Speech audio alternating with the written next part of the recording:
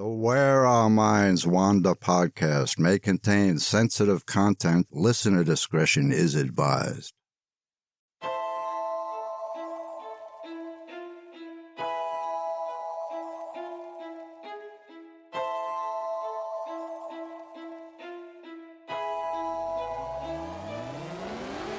Greetings, fellow wanderers, to the places our minds wander. The house at the end of the dirt road, where disembodied voices whisper and strange sounds make the living shiver. Where shadows lurk at the edge of the woods, just outside your back door. And mysterious lights speed beyond reason across the clear night sky. Odd events throughout time that lead you down the rabbit hole. I'm Wes. And I'm Beth. And this is Where Our Minds Wander.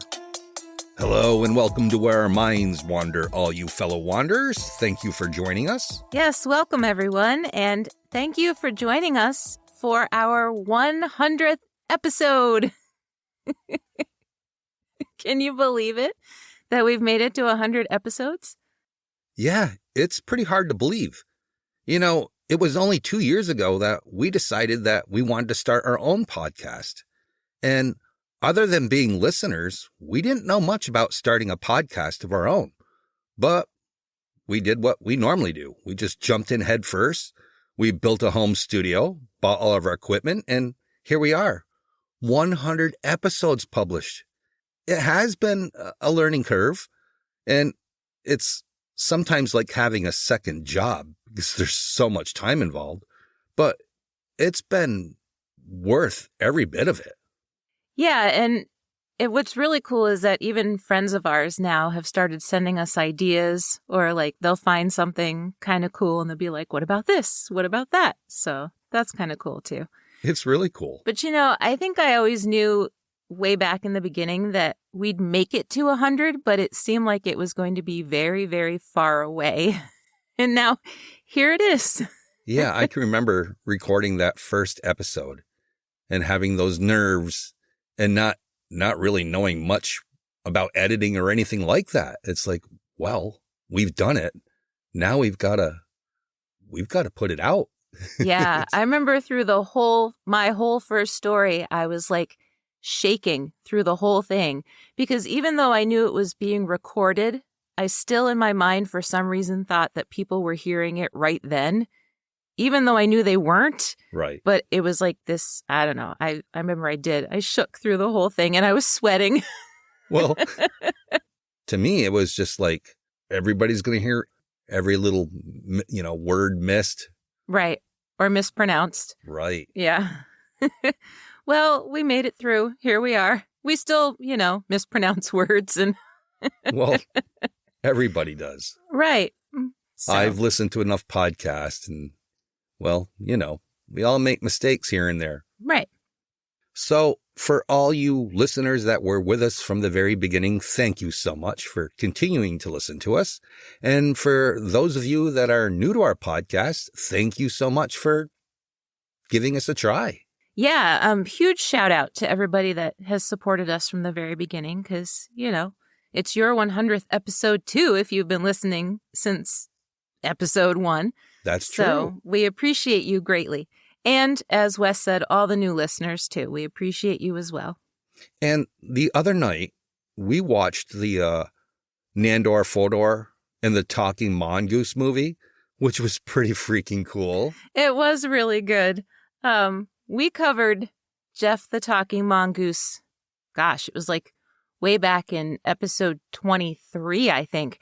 And we had mentioned then that they were making a movie about it. So it was pretty good. I got a kick out of it. I thought it was well done. Yeah, it was decent. And it had a lot of good actors in it. It did. It had Christopher Lloyd and Minnie Driver. And I'm blanking on the name of the lead. Simon Pegg. He was Nandor Fodor. Well, it was nice to see Minnie Driver. Haven't seen her in ages. I know. And she did a great job. That she did. And I did like it. It was different. Well, you never actually see Jeff, which I think was brilliant. It was a good way to do it. Yeah, I think they did justice to the story. Yeah. And you all may have noticed that we have a brand new logo. We thought it was a good time to change it up a little.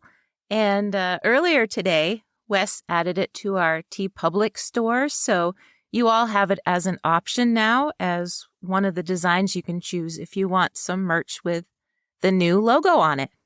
Yeah, we did. And we thought it was time to create a new one because our other one I liked it, but it really didn't speak to me. You know what I'm saying? It just didn't represent us all that well. Right. And I think we nailed it with this one. That's pretty cool. I do like it. You did a good job. So, do you want to tell everybody what we're talking about tonight? Yeah. So for our episode tonight, we thought we'd focus on an area of the United States that has everything you could possibly want from the paranormal. From a lake monster to numerous hauntings to Bigfoot to UFOs. And there are so many accounts of all of these things that we decided we really needed to break it up into a part 1 and a part 2, which we've never done before. But we kind of needed to give justice to all the different things. So in part 1 tonight, I'm going to start off and then you're going to jump in with the second half. That's right, I am. So without further ado, why don't you get us started, Beth?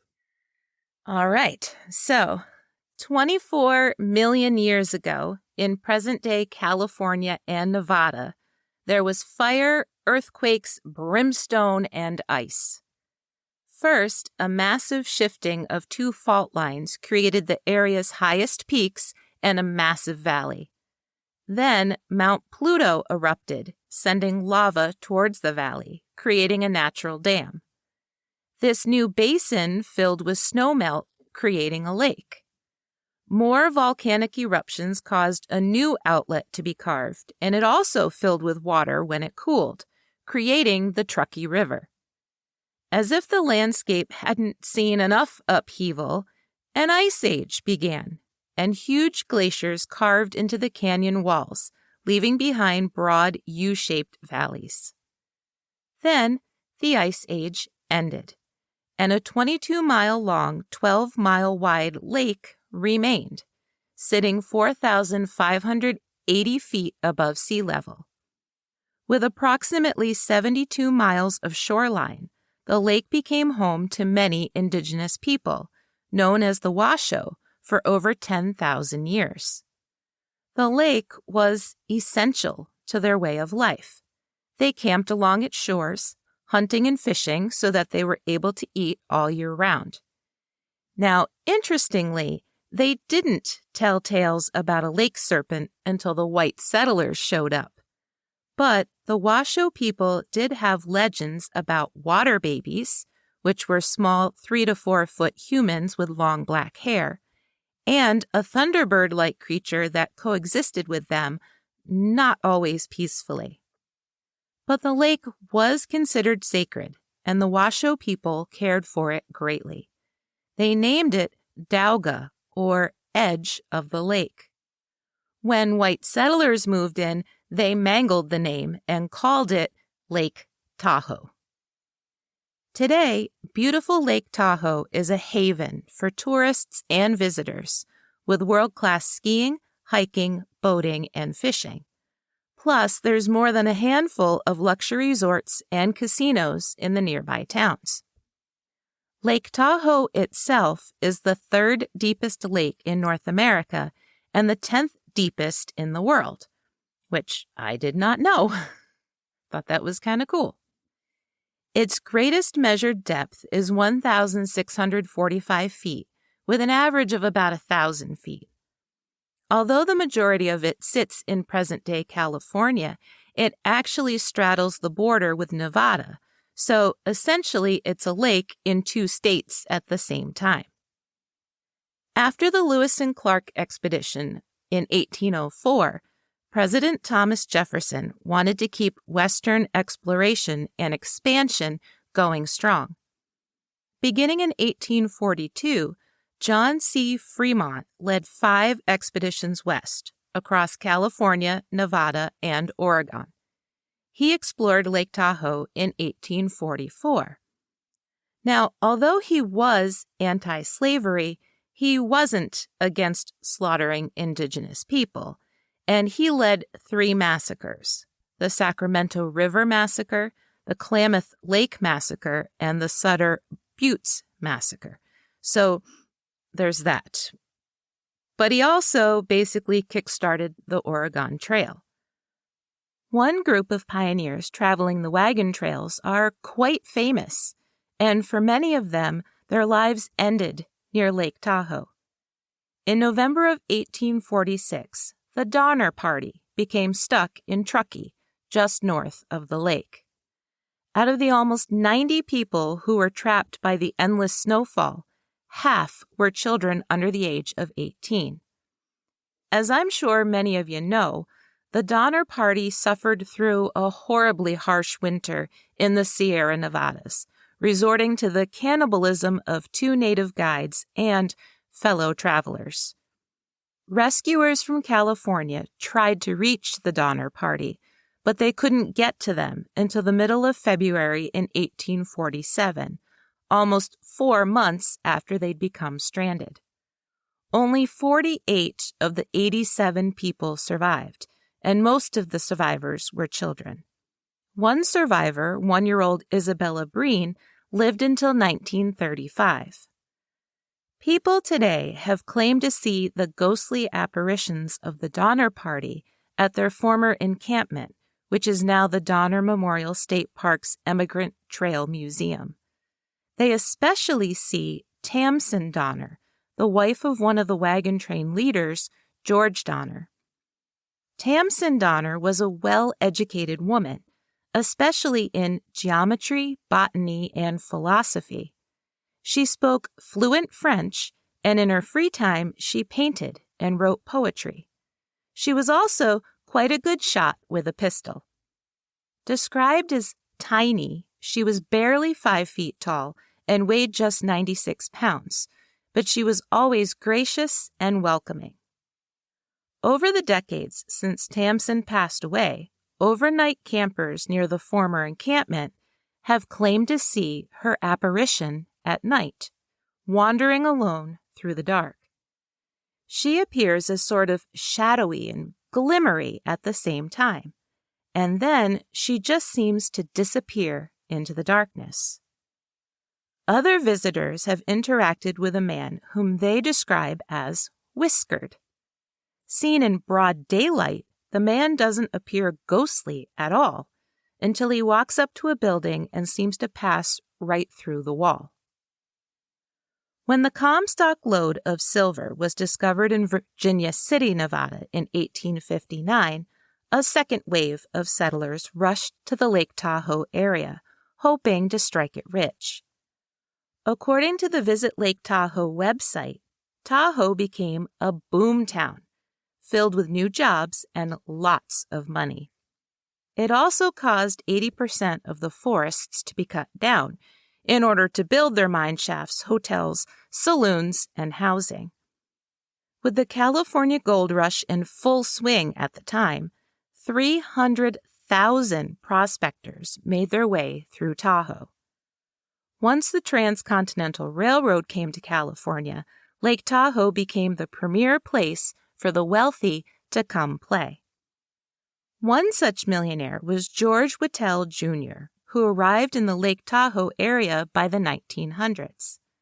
Again, according to Visit Lake Tahoe, Whittell was incredibly wealthy, and by the 1920s he was known as a pretty flashy guy, owning automobiles, airplanes, boats, and exotic animals. For example, his pet lion cub named Bill went everywhere with him. I love Bill the lion. Yeah, kind of cute. Bill. I don't think I'd want one as a pet. I know, but just that he named him Bill. Yeah. Bill, for the name of a lion, seems pretty tame. I know. I wonder if his full name was like William the Great, or I don't know. William the Lionheart? It was Richard the Lionheart. Okay, I'm going to stop babbling. In the 1930s, Whittel was able to acquire 40,000 acres of land, including 25 miles of Lake Tahoe shoreline, from the Carson and Tahoe Lumber and Fluming Company. Initially, he planned to open a casino, hotel, and ski resort on his acreage, but he realized that he enjoyed his privacy way more than he enjoyed being around other people.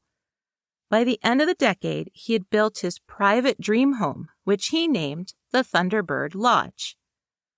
According to Only in Your State, the lodge was built by architect Frederick J. DeLongchamp, who eventually became Nevada's state architect. The Thunderbird Lodge is a mix of stone masonry, ironwork, and woodwork, and it basically looks like an alpine lodge, except its exterior is mostly made of stone.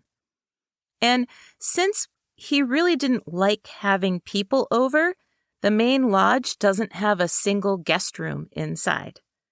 But he did add on a bunch of outbuildings, like the Card House, where he entertained his neighbors, Ty Cobb and Howard Hughes, with all-night card games. There was also a caretaker's cottage, a butler cook's house, a gatehouse, and an elephant house, where Whittel's 2-ton Indian elephant named Mingo lived. Now that's a good name for an elephant. I know, Mingo and Bill, the lion. So he collected exotic animals. He did, and hung out with Howard Hughes and Ty Cobb. The boathouse was built specifically for Whittel's 55-foot mahogany and stainless steel yacht, which he also called the Thunderbird. Whittel disliked visitors so much that he also had a siren attached to the dock that would trigger if anyone approached the boathouse. And to add to his recluse-like lifestyle, he had a 600-foot tunnel dug out that connected the boathouse to his lodge. So, as you can imagine, a man like Whittel probably didn't like the idea of someone else living in his grand house.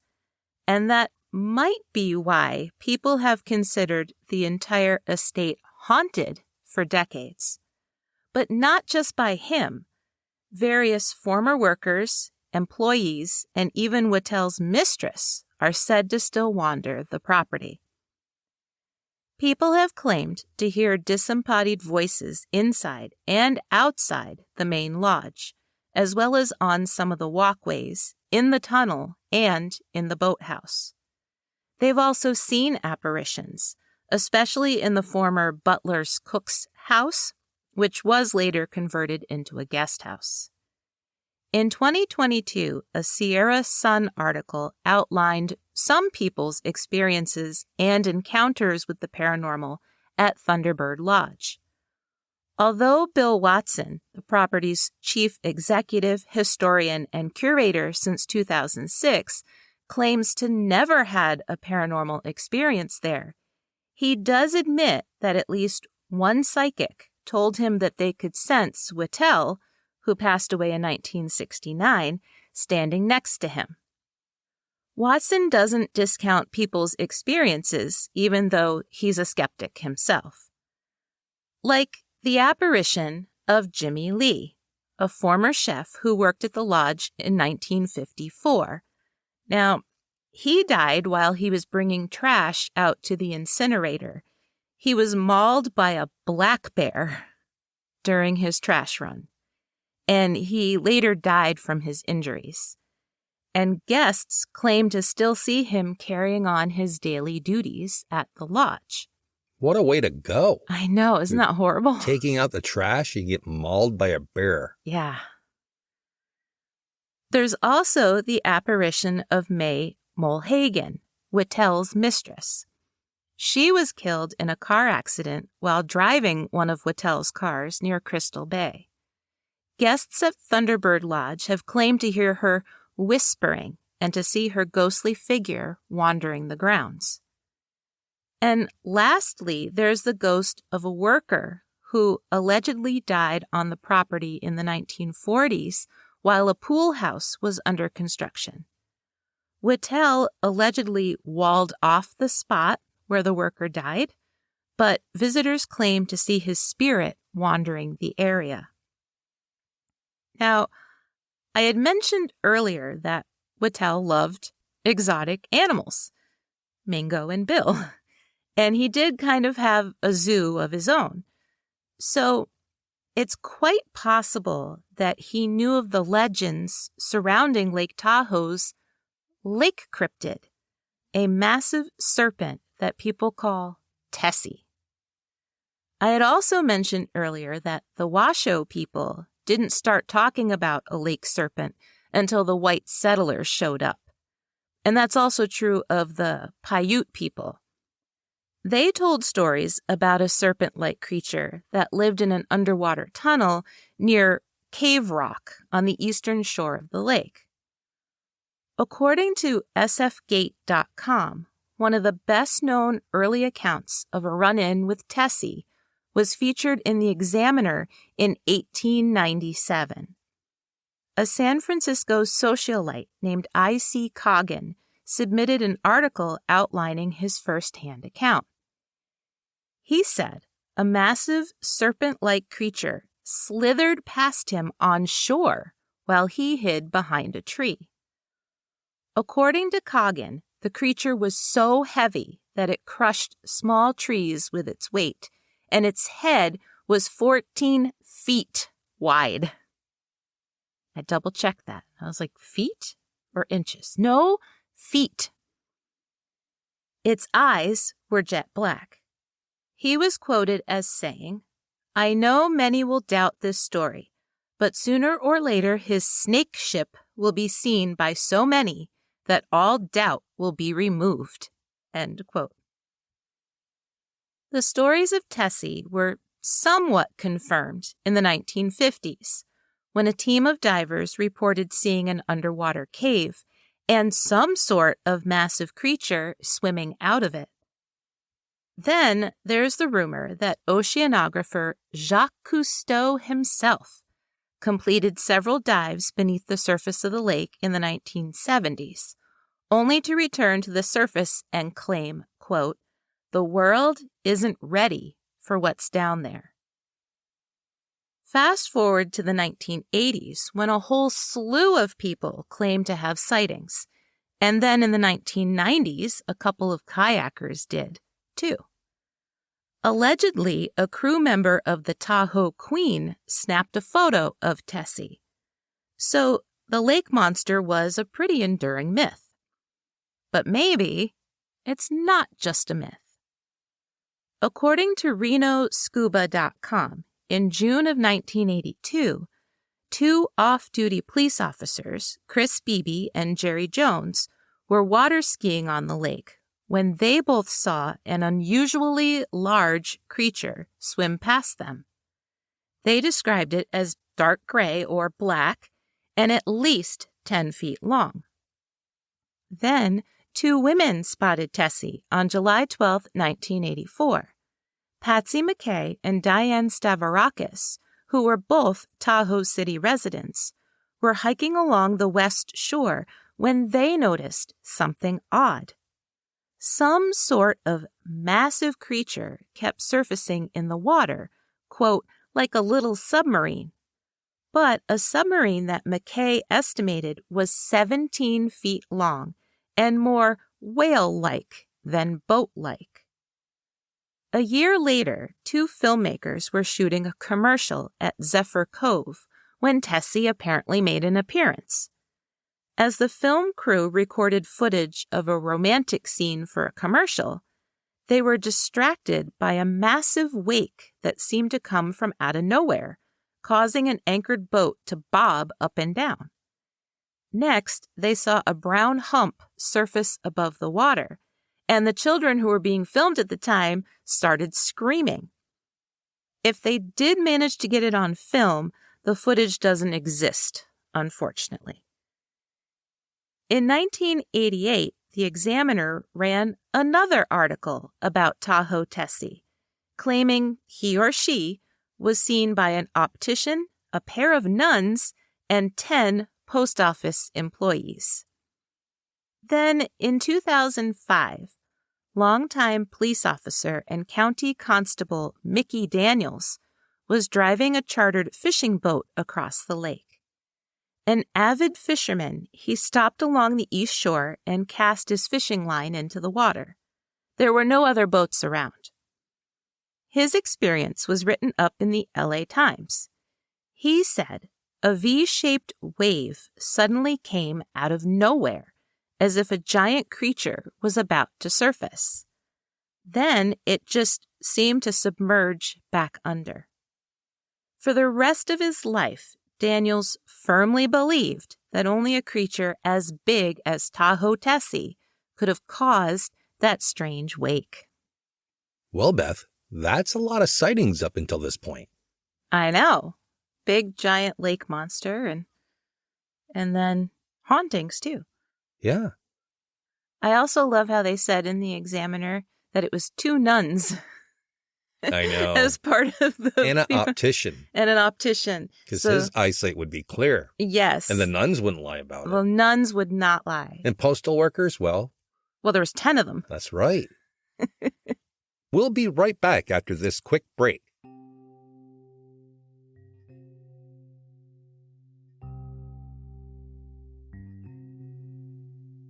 Hey, did you know?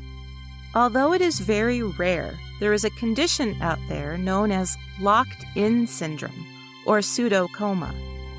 People who suffer from LIS lose all motor function of their limbs and are basically in a comatose state. They are totally conscious, totally aware, and totally unable to move. It sounds downright terrifying. However, most are able to move their eyes, and some can move their cheek muscles. Some people with LIS have been able to communicate through blinking or eye movement. But advances in technology have allowed some people with LIS to communicate through brain-computer interfaces, devices that analyze brain waves, basically reading a person's thoughts. One woman named Anne received a brain implant that actually analyzes her thoughts and uses an AI voice to speak them for her. Who'da thunk it?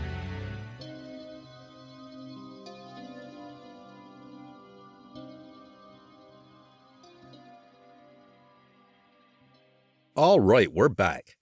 Now, to swing back to that Jacques Cousteau quote, the one where he said that the world wasn't ready for what was under the water in Lake Tahoe. Now, I have to admit that there is absolutely no record of Cousteau ever diving in the lake or even visiting the area. It's just a rumor that has persisted for the last 30 to 40 years. But the alleged quote attributed to him has spurred people to speculate if someone was trying to get people to pay more attention to the lake bodies. And they used the famous explorer's name as a way to try and focus some attention on the issue. Wait a second. Did you just say, you said it so nonchalantly, did you just say lake bodies? Yes, I did. Oh. Carry on then.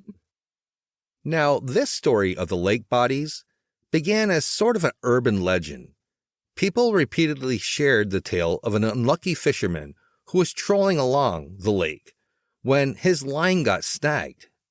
When he was finally able to free it, he pulled up the line only to find a human ear was dangling from the end.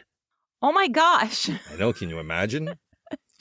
Just an ear. Yeah, I've pulled up weird things like clams and stuff, but an ear? A clam and an ear are not the same thing. Another version says that it wasn't an ear, that it was a 3-fingered human hand. Oh, that's better. But despite which version you might have heard, the legend of the lake bodies has been around for quite a while, ever since the mob came to Lake Tahoe in the 1920s. The water off the southern shore is around 900 feet deep, and it was a favorite spot for the mafia to dump hundreds of their victims for a span of about 30 years. Due to the lake's cold temperatures, the hundreds of bodies have been submerged and perfectly preserved for decades, earning the area the disturbing nickname, the Graveyard. But even if the stories of the mob casting off their corpses isn't true, it certainly is true that countless boaters have unfortunately lost their lives in the lake. According to an article in Forbes magazine, Lake Tahoe locals have claimed for decades that if you could dive to the bottom of the lake, you'd find yourself surrounded by hundreds of bodies, still dressed in clothing from every decade. It reminds me of, what mountain is it where they call it like the Rainbow Bridge, where there's all the bodies of the hikers that are still there from, from present day back many decades. See, and that's another reason why I don't go in the water. It's a good reason. Fishermen have claimed to see dead bodies floating on the surface when the lake's temperature rises. This, at least, is partly true. Well, sort of. In 2018, a man's body, still in his wetsuit, was recovered from the lake. He had gone missing 17 years earlier and had presumably been in the lake for all that time. One thing divers have found for sure is an entire grove of perfectly preserved 80-foot tall trees, still standing upright, basically an underwater forest. These trees have been submerged for over 2,000 years. That's cool. I'd rather see that than dead bodies. And the state of California has opened up diving excursions to dozens of the shipwrecks in Emerald Bay. But if you're like me and scuba diving isn't your thing, if you would rather really be on dry land, then there's certainly many more paranormal places around Lake Tahoe. Like the famous Calneva Lodge and Casino on the North Shore. The building literally sits on the border of California and Nevada, half in one state and half in the other. From the outside, it resembles a typical motel lodge, with a large wooden A-frame entrance. Inside, it's a little swankier, with gleaming polished wood floors and a giant rough-cut stone fireplace. There were pool tables, slot machines, and gambling tables, as well as a bar. Originally built in 1926 by real estate developer Robert P. Sherman, the Calneva was an instant hotspot for Hollywood elite, politicians, and the wealthy.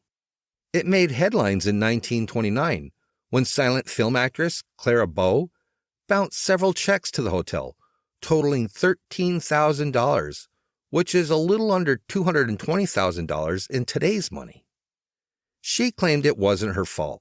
She had been gambling with what she thought were 50-cent chips, not the $100 ones that the casino said that she had used. So, when she left blank checks with the hotel in good faith, she wasn't expecting to owe such a huge sum on the 149 chips she'd lost playing blackjack. Oh my gosh. That's a lot. Can you imagine thinking that they were only 50-cent chips and losing 149 of them and then finding out that they were really $100 chips? I'd go into hiding. No wonder she bounced some checks. Yeah. Trying to pay them. That same year, Canadian Army Colonel H.H. Betts disappeared from his hotel room, and his body wasn't discovered until a year later, 5 miles away from the hotel. In 1935, Judy Garland performed at the Calneva. She was 13 years old.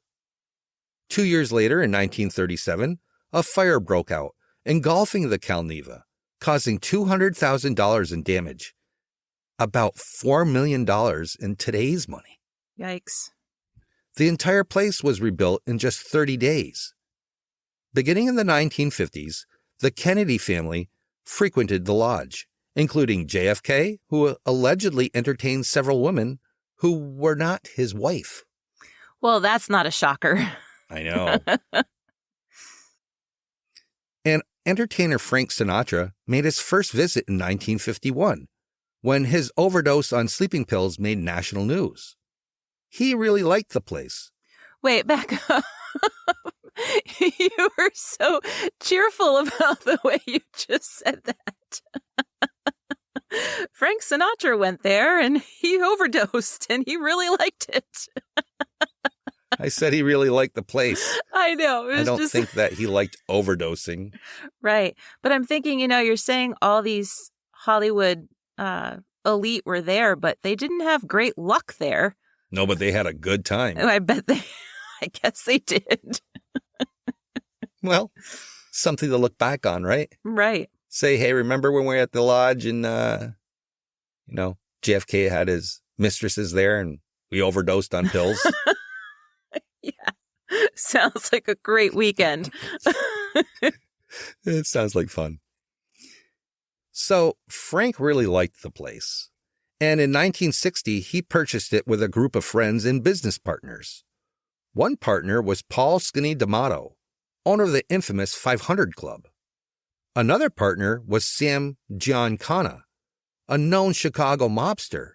And another was fellow entertainer Dean Martin, who, by the way, if you don't know, I love Dean Martin. I know, but I think it's just funny that you were like, okay, so Sinatra's partners was this Italian mob guy and this Italian mob guy and Dean Martin. Well,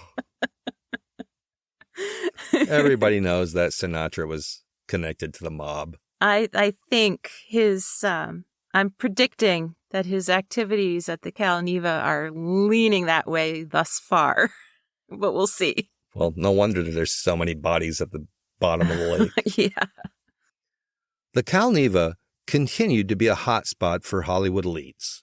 From Judy Garland and Liza Minnelli to Shirley MacLaine, Sammy Davis Jr., Tony Curtis, Janet Leigh, and Lucille Ball and Desi Arnaz. By 1962, Sinatra owned more than 50% of the Cal Neva. He added a helipad and opened up the Celebrity Room Theater. He also kept the lodge open year-round. He apparently also reopened the Prohibition-era tunnels that ran under the property, rumoredly as a way for the Mafia to come and go undetected. And the Mafia seemed to contribute to a large part of the Cal Neva's reputation, or at least the U.S. government thought so. They began looking into the casino when they suspected Joseph Kennedy Sr. was using it as a front for Mafia activities, and that the renovations were paid for by the mob boss Jimmy Hoffa. Now there's a name. Jimmy Hoffa. Mm-hmm. Did they ever find him? No. I didn't think so. And the Kennedys also spent a lot of time there. As I said earlier, JFK was rumored to entertain various women at the casino, including Marilyn Monroe. Wanting to keep her away from the media, both Robert Kennedy and JFK asked Sinatra to let Monroe hide out in one of the property's cabins. No one was allowed to visit her that weekend, including her ex-husband Joe DiMaggio, who did try and he was turned away by security. Now, Monroe, like Sinatra, overdosed on pills, but she was rushed to the hospital in time to have her stomach pumped. A week later, she was found dead in her Los Angeles home.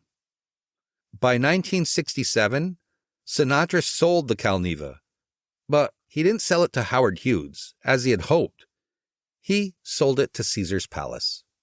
I think he had a falling out with Howard Hughes, and that's why he didn't buy it, I believe. Currently, the Cal Neva is owned by McWhinney Real Estate Firm and is under renovation, so it's closed until 2026. As you would probably imagine, people say that Frank Sinatra and even Marilyn Monroe are still there. Various paranormal investigators have picked up some interesting EVPs in Monroe's cabin. Like, for example, a woman's voice saying, "It's not so," and "Do you want to see a movie?" Guests have also sworn that they've seen her apparition in a stairwell in the main casino. As for Frank Sinatra, people claim to sense his presence, and he may very well still be there. But historically, when ghost hunters go looking for him, they run into someone else entirely different. One group holding a seance watched as the face of the medium in the group seemed to contort and he squinted one eye. Then, as if embodying someone else completely, He held his hand up to his face as if he was smoking a cigarette. The whole group felt a chill as they realized he looked eerily similar to Sammy Davis Jr. Well, I mean, if you're looking for Frank Sinatra and you end up finding Sammy Davis Jr., I think that's a fair trade. I wouldn't be disappointed. Well, I got to say, I was never a fan of Sinatra, but I loved Dean Martin and Sammy Davis Jr. Mm-hmm. But the most dominant spirit at the Calneva is believed to be a Washoe shaman. There are countless reports of people both seeing her and catching her voice on audio equipment. According to Moonshine, Inc., one employee was clearing off the main stage when he felt a frigid, cold breeze rush past him, and he saw the stage curtains move, as if something had walked by. Thinking quickly, he pulled out his cell phone and snapped some pictures, and in one, he caught the figure of a person in what appears to be a long white robe with colorful beads around her neck. Paranormal groups who have claimed to see the figure in white have also captured an older woman's voice saying, "Do not come." That makes sense if they think that it was built on, that whole area was inhabited by the Washoe. So it makes sense that there would be some apparitions, some residual energy there. Perhaps so. But even regular guests are catching strange things in their cell phone pictures, from orbs to shadowy figures to odd streaks of light. Some are even having strange, unexplained experiences, like their lights flickering and their water faucets turning off and on. So the Calneva isn't really known as a haunted location. People who go there in general go because it's a great place to stay, especially for skiers or for people who have a thing for the days of the Rat Pack. Like you. That's right. But for those people who want to specifically visit haunted places in Lake Tahoe, there are plenty to choose from. You can spend hours online reading about the dozens of places. Trust me, I did. And it went on and on and on. I bet you did. I did too when I was looking up stuff for my half of the story. But I wanted to end with this great little story about the Truckee Hotel and Moody's Bistro Bar and Beats. And not just because it has a cool name, because it certainly does. Tell me the name again. Moody's what? Moody's Bistro Bar and Beats. That is a great name. It is. That's what I just said. But I'm glad you agree with me. Sorry. The Moonshine Inc. article that I had mentioned earlier shared the encounter that owner J.J. Morgan had while renovating part of the bar area. In 2018, he shared that sometimes when he'd go up to the fourth floor of the building by himself, he'd feel as though something was off, and he'd want to get back downstairs as quickly as possible. But it was down in the bar area during renovations that he had his most poignant experience. The bar was closed as Morgan and his partner were digging up part of the floor. But all of a sudden, an elderly man was standing next to them, as though he had just walked in. As the old man stood there, he said, "There's a mural in the wall." Both of the men went to remove their masks so they could ask him what he had meant. And when they lifted up their mask, they blocked their sight of him for just a second, and the man had completely disappeared. They shrugged it off as a little weird but not supernatural, and they continued digging. A week later, Morgan was shocked by what his contractor had to say during a Sunday 7 a.m. phone call. They had opened a wall in the building, exposing the original wall that had been hidden behind layers of sheetrock for years, and there was indeed a mural. It had been hidden for almost 80 years. That's a cool story. It's a bit chilling. It is, but it isn't. It's kind of cool. It was like, he knew that they were renovating and he didn't want them to destroy the mural that was there. And they didn't. That's cool. I like that story. So that brings us to the end of the weird and wonderful Lake Tahoe. From lake monsters to hauntings to possible bodies under the water. There's quite a bit going on there. There really is. we didn't even have any time to touch on the Bigfoot sightings or the UFO sightings. No, so we'll leave those for next episode, part 2. We'll cover Lake Tahoe, Bigfoot, and UFOs. I know, it's going to be a first for us. A two-parter. Two-parter. I've always wanted to do it. We've grown up. Yeah. We're 100 and we're... Some of us have grown up. Oh, I was going to say about how it only took us 100 episodes, but we grew up. Never mind. And I'm the immature one. I don't want to grow up. I want to be a Toys R Us kid. You are a Toys R Us kid. Well, with that said, Beth has all our sources down in our show notes. Don't you, Beth? I do, and you can check them out, of course, as always.